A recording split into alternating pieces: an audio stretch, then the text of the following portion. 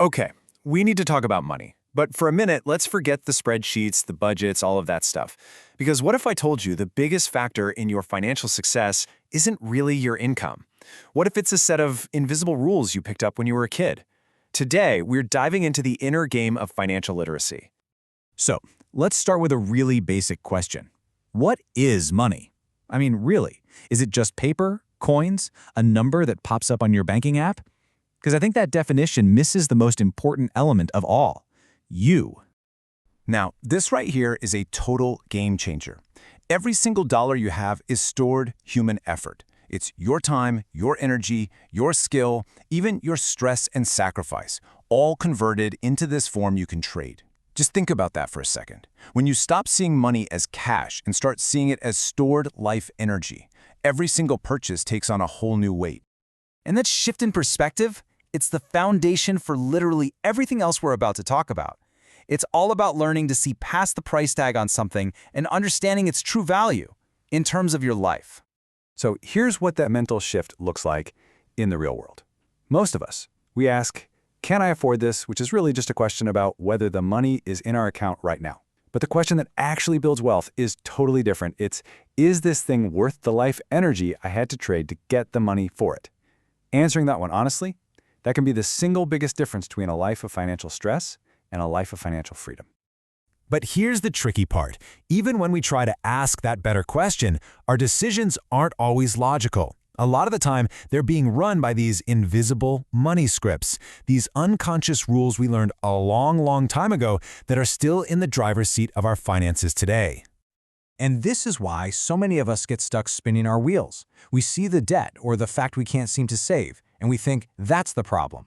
We think the answer is just to make more money. But that's just the tip of the iceberg. The real issue is what's hidden deep down, below the surface. And what's below the surface is almost always emotional. We spend because we're stressed. We spend out of insecurity or because we're trying to keep up with everyone else. I read this story about a brilliant financial analyst. I mean, this woman knew the markets inside and out, but she couldn't save a single dime. Why? Because for her, spending was her only escape from a crazy high-stress job. Her problem wasn't a lack of financial knowledge. It was an emotional problem wearing financial clothing. So where do these emotional triggers even come from? Well, for most of us, they're inherited. We just absorb these money scripts from our childhood. Think about it for a second. Did you grow up hearing things like, money doesn't grow on trees, or maybe rich people are greedy, or even just, we're not money people? Those aren't just little sayings. They become the quiet, internal rules that can run your entire financial life without you even knowing it, at least until you decide to rewrite them on purpose. Okay, so once we start to understand our own psychology, the why behind our habits, then we can start building the what. This means getting a handle on the core knowledge, the absolute pillars that hold up a stable financial life. At its heart, this is all about financial literacy. And look, that doesn't mean you have to be some kind of Wall Street wizard. It's way simpler than that. It's just about having the basic skills to make smart decisions with your money, whether you're at the grocery store or thinking about your future. And really, that ability boils down to understanding 5 big areas that all work together. It all starts with what you earn. Then, it's about how you manage your spending. From there, it's about saving and investing for your future. You've got to learn how to use borrowing as a tool, not a trap. And finally, you have to protect everything you've built. When you get these 5 things working together in harmony, that's the whole game right there. And check out why this is so critical. Let's just take that borrowing pillar. The average interest rate on a credit card is a staggering 23%. That's not just a fee, that's a massive wealth-destroying penalty. It means a tiny debt can spiral out of control, basically working against your future before you've even had a chance to build it. Or let's look at saving and investing. Data from the U.S. Federal Reserve shows that nearly a third of working adults have absolutely zero retirement savings. Nothing. And if you add in the people who feel like they're not on track, you're looking at a huge majority of people who feel totally unprepared for their own future. This isn't just a collection of individual problems. It's a massive societal challenge. So we've talked about the mindset and the core knowledge, but knowing stuff without doing anything is, well, it's useless, right? So how do we actually do this? The answer isn't about just trying harder or having more willpower. It's about building smart systems that do the heavy lifting for you. And here is such a key insight. Relying on motivation to manage your money is a recipe for failure. Motivation is an emotion. It's fickle. It's not there when you're stressed or tired. But a system? A system is dependable. It runs on automation, not emotion. It works on your good days and your bad days, making your financial progress automatic. A good system is also your best defense against one of the sneakiest wealth killers out there, lifestyle inflation. You know what this is. It's that subtle trap where your income goes up, but your spending goes up right along with it. You get a raise, and suddenly you've got a bigger rent payment, a fancier car, more expensive hobbies, and what's the result? Your income grows, but your actual freedom doesn't budge. So how do you build a system? It's actually way simpler than you might think. First, just have a plan.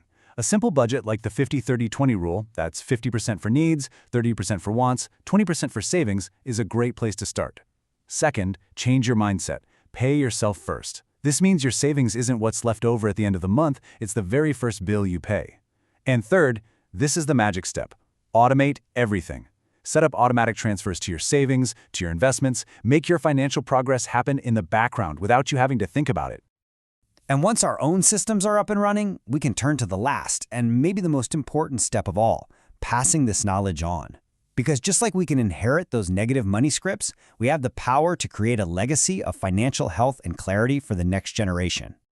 And the key here is to make the lessons age-appropriate, right?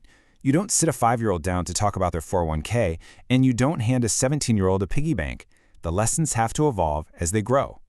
For the little kids, it's all about making money tangible and really simple. Pretend Play is perfect for this, and the 3-jar system, one for spending, one for saving, one for giving, is a classic for a reason. It visually shows them that money has different jobs. And letting them make a simple choice at the store teaches them about trade-offs. As they get a bit older, you can introduce bigger ideas. An allowance isn't just free money, it's their first budgeting tool. This is the perfect age to start talking about the difference between needs and wants, and to help them feel that incredible satisfaction of setting a goal for something they want, saving up for it, and finally getting it. And for teenagers, the goal is getting them ready for the real world.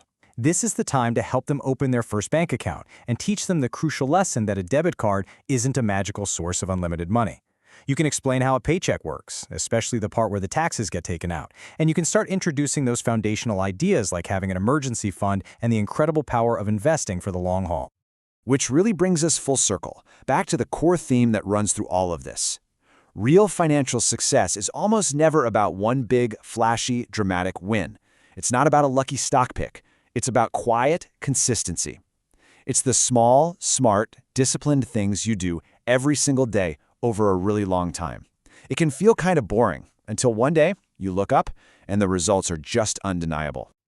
So let's just leave it on this thought. In a world that's obsessed with speed and overnight success, just remember that building real, lasting wealth is a different kind of game. The goal isn't to get rich quick. The goal is to get crystal clear on what truly matters to you and then build the systems that will get you there. So the final question is for you. What's your long game?